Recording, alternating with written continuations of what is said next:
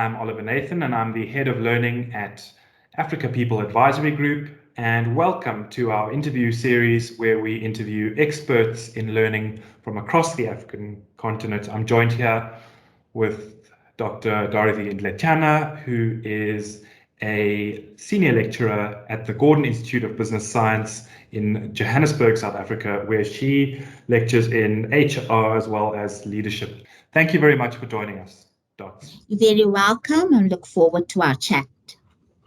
Thank you. All right, so the first question that I had for you was, where is corporate learning in Africa heading, very, very broadly, in your view? So we are in this context of a pandemic world. All of us have had to, since March 2020, really rethink everything about how we do work and certainly about how learning and development happens.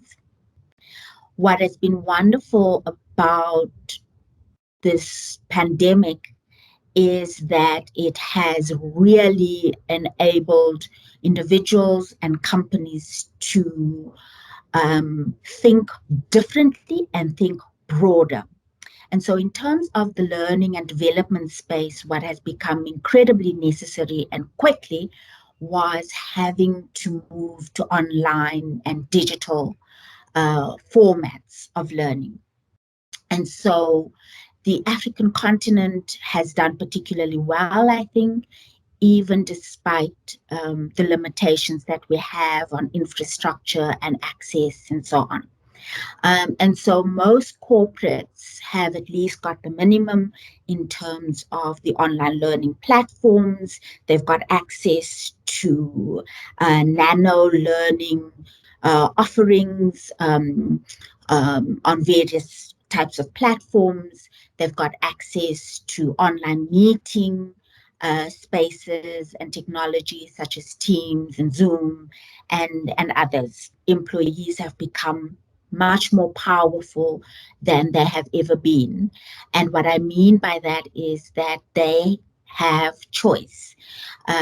They've benefited from the flexibility that companies have had to offer them to keep them safe. We've learned new skills, we've become more adaptable, we've become more agile, we've done things that we never thought we would do.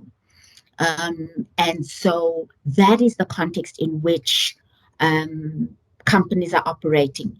And so I think that what employees and learners in particular are going to do is they're going to force corporates to think differently about how will we continue to learn. So we know that hybrid learning offerings will continue, even though people might be streaming back slowly back to the office. We know that because people had to change very quickly and learn new skills, that what is essential is nano learning or micro learning opportunities for people to learn in small chunks. We know that corporates will have to provide lots of choice and opportunity for employees to customize their own learning, to choose what matters to them. And so I think that one thing that will become even more pertinent is on-the-job learning. Great. Thank you so much, Dots, for that.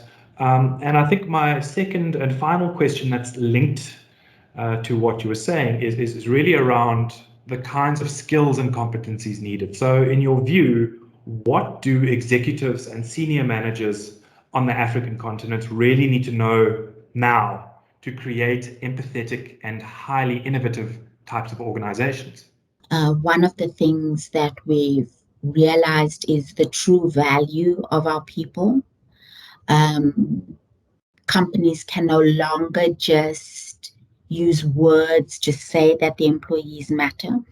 They have to demonstrate it, and many companies across the continent did a good job of taking care of people. That will have to continue for the foreseeable future. employees also want their managers and their leaders to be humane and humane oriented. So they're looking to see that their leaders understand them, value them, and want them to succeed in the workplace.